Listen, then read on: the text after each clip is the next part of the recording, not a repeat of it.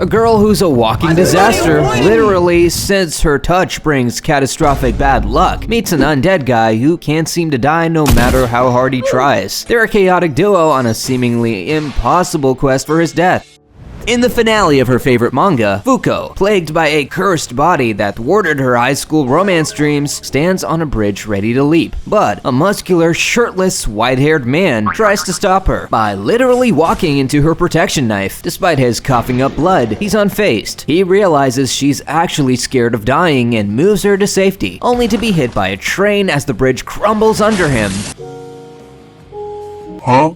But he's undead. His body reassembles itself in a gruesome spectacle, though his clothes don't quite make the miraculous comeback, giving Fuuko quite the unintended show. Horrified yet mesmerized, Fuuko watches as he defies death and cops by leaping buildings with her in his arms. When she tries to escape, he dangles her off a skyscraper, giving her a terror-filled whirlpool ride. Until she agrees to cooperate, she reveals her tragic curse, death by touch. A goodbye kiss led to her parents' fatal plane crash when she was 8. Testing her curse, Undead pokes around under her shirt and instantly triggers a freak accident with bananas falling from a plane. After a slip sends Fuuko tumbling off a building, Undead rescues her, proclaiming he won't let her die. Her misfortune could be his ticket to the ultimate death. They retreat to his hideout to unlock the mysteries of her cursed touch. Undead's bizarre request for Fuuko to strip so he can experiment with the extent of her unlucky touch sends her bolting. He only manages to snag her jacket and cap, revealing her uncut Rapunzel-like hair. Anyone who's tried to trim it has met a grim fate. Instead of despairing, Undead whips out his old hairstylist kit and gives Fuuko a little pixie cut, delighting her. But their moment is cut short as a stitched-faced man and his crew, who've been tailing them, capture Undead's head and handcuff Fuuko. They reveal themselves as regulators of chaotic powers like hers, suspicious of Undead's intentions. Despite the hostile situation, Fuuko defends Undead, asserting he's only tested her powers on himself. When the man menacingly grabs her, lightning fortuitously strikes, freeing Undead. He springs into action, drawing upon centuries of accumulated skills to dispatch the attackers. The stitched-faced man holds a blade to Fuuko's neck, demanding Undead's head. Even though Undead can't die, she asks him to forget about her, but by that time, Undead has already cut off his head, much to Fuuko's horror. I can't forget you. You're my ticket to the ultimate death. Undead enjoys the drama, tossing his head towards his adversary. Seizing the moment, Fuuko kisses Undead, touching him without fear for the first time, and warns the man of impending doom. As she runs off, Undead regenerates, ready to kick some butts as bright lights slice through the clouds and a meteor strike demolishes the building. Thrown by the blast, Fuuko survives and anxiously watches as Undead emerges from the dust, grinning toothlessly, thrilled surviving a meteorite to the face. They introduce themselves, and Fuuko names him Andy because why not? Andy's morbid curiosity about her curse leads to uncomfortably intimate suggestions, prompting Fuuko to flee, offended at being used for his death wish. Fuuko explains her curse's mechanics. The more she cares for someone, the worse their fate. Despite the risks, Andy pledges to protect her, determined to meet his own ultimate misfortune. They retreat to his armory-filled hideout, where he equips Fuuko with bulletproof and chemical-resistant gear, revealing they're targeted by a group policing supernatural powers. Andy shares his traumatic past of capture and experimentation 50 years prior, deepening Fuuko's fears. Their flight from danger begins anew as they pack up Andy's bike and hit the road with no particular destination. But trouble soon finds the duo as a robot rushes at them, assisted by a negator named Shen, who can immobilize Fuuko. Despite Andy's best efforts and deductions about their powers, the Union's robot nearly overwhelms them. Shen explains that their antics have made them high-priority targets. This makes Fuuko wonder why Shen and the robot aren't being hunted. Shen explains there are 10 negators, and they are known as the Anti-Unidentified Phenomena Control Organization, but we're gonna call it the Union. These negators are exempted from pursuit on the condition that they commit to carry out missions. To get in, they need to pass a few tests. However, there are no openings for them. As they grapple with their fate, Andy swoops in to rescue Fuuko from the robot's final attack, promising promising to protect her in his uniquely quirky, undead way. Fuuko, touched yet still guarded, reiterates that her feelings are strictly platonic. The robot and Shen prepare to brace for the impact of the Unluck. Just then, an oil tanker comes crashing onto them, but fails to barbecue Shen and the robot, sparking Andy's realization about negators and their powers. He deduces that the robot's unavoidable power lets him negate enemy movements during an attack stance. Meanwhile, as they dodge the fiery mess, they rush into a building rigged with dynamite, which promptly explodes. Emerging from the rubble, the robot mistakenly grabs Andy's severed hand. Andy uses his ability to control severed body parts to turn his index finger into a makeshift bullet, shooting the robot in the eye at point-blank range. With the robot down, Andy turns his attention to Shen, trying to figure out his powers through a trial by combat. Andy, caught in a moment of hesitation, influenced by Shen's psychological powers, finds himself frozen, unable to strike. Shen readies to end the fight, but Fuuko intervenes, attempting to unleash her curse by touching him. Shen dodges, revealing his power affects their psyche, predicting their moves. In a moment of vulnerability, Fuuko proposes a desperate plan to sacrifice herself to give Andy the worst luck possible by doing the deed, arguing that their bond and her sacrifice might qualify as enough emotional connection for her curse. Andy assures Fuuko he'd escape any lab and come back for her. He playfully challenges the depth of her feelings, while she tearfully insists that anyone who fights for her so fiercely deserves her effort in return, regardless of how unsure she is about love. She takes off her shirt and tosses it, stating she'll take him right there, and then apologizes that she can't do anything more for him. Shen soon starts laughing and states splitting them would be an offense, so he offers them a chance to join the elusive Union by assassinating a member investigating UMA at Lake Baikal. He hints at identifying the target by a red tie and emblem, but warns they'll still be hunted en route. Despite Fuuko's impulsive offer to get intimate in a desperate bid to trigger her curse, Andy declines, emphasizing he's not one to take advantage of her desperation. They need to head to Russia fast, and he outlines a wild route. Mid-journey, as expected, missiles rain down on them, but Andy, undeterred, uses his severed hand as a makeshift missile to counterattack. In their quest, Andy narrows down potential Union targets: the katana maker, his old experimenter, or a woman who traps things with invisible barriers. His gut leans towards the barrier woman, who turns out to be a lost love from his past. She attacks their ship, not out of a twisted kind of affection, knowing Andy can survive almost anything. Amidst the attack, Fuuko is knocked unconscious and trapped underwater, but Andy, using his body creatively, frees her. As they surface, an aircraft immediately spotlights them, demanding their surrender. Andy plays along, testing a theory that Fuuko's curse can pull disasters from afar, something he suspects has to do with her personal connections enhancing her unlucky powers. Andy admits to performing CPR on Fuuko, which sends her into a flush of mortification as her curse triggers a massive wave that hurls them onto the aircraft. Using skills learned from a Japanese swordmaster, Andy slices the enemy in the cockpit and commandeers the aircraft, only for it to enter self-destruct mode, forcing an ejection. Falling from the sky, Andy prepares for impact by strategically breaking his bones to cushion Fuuko's landing. They're lucky because not far from where they landed is Lake Baikal. Fuuko is thrilled by her first trip outside Japan, while Andy reconnects with old contacts and arranges dinner. He encourages Fuuko to explore and enjoy her newfound freedom. However, Fuuko's brief moment alone is interrupted by two overly forward locals, prompting her to flee. She soon encounters a girl painting by the lake, bonding over art despite Fuuko's shy admission of never having attended school. As they paint, the girl, calling Fuuko Little Lucky, based on her cap's logo, discusses the paradox of capturing a changing world in static art. Fuuko shares her own transformation sparked by the chaos of meeting Andy has led her to embrace change. As night falls, the girl reveals her true identity as their Union target by donning a red tie and walking on water. Suddenly, Andy attacks her with his katana and excessive makeup comment, but is quickly repelled. The girl, known as Gina, casually acknowledges their mission and ominously steps down a staircase formed from the risen lake. The reunion between Daddy Dearest and Gina turns from sweet to sour quickly. Gina, overjoyed to see Andy, charges at him with open arms, only to be stopped cold by his sword and a blunt reminder of her real age, 66. Thanks thanks to some nifty anti-aging tech. Gina retaliates by making Andy sever his own lips and tries to kiss them,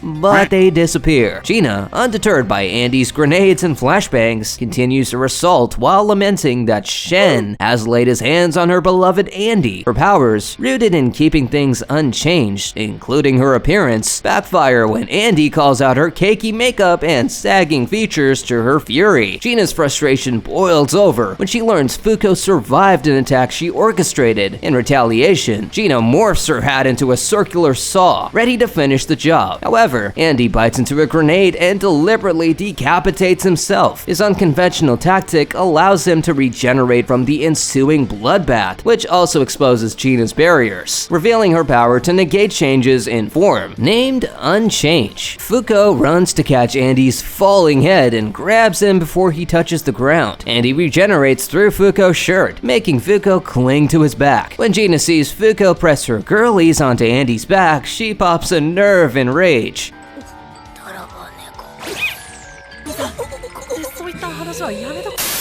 Andy uses his regenerative powers to dodge and counter her attacks, while bantering about the advantages of his family jewels. The battle culminates with Gina trying to enforce her unchangeable reality, only to have it shattered by Andy and Fuuko's teamwork. Gina, having fought fiercely using her barriers to manipulate the environment and attack with hardened water, is finally outwitted by Andy, who manages to slit through a small hole with Fuuko's help. Unleashing Unluck, Gina's spaceship unleashes a devastating attack, hoping to end the fight, but only leads to her own downfall as she's struck down amidst a spectacle of light and water. As Gina lies defeated, her age rapidly catching up to her, she reflects on her unchanging life under the Union's grip. In her final moments, she seeks solace in Andy's acceptance, sharing a poignant kiss before passing away. That's a wrap on the recap. Smash that like button to ward off 50 years of bad juju, and hit subscribe to join our epic journey of an amazing recaps. See ya!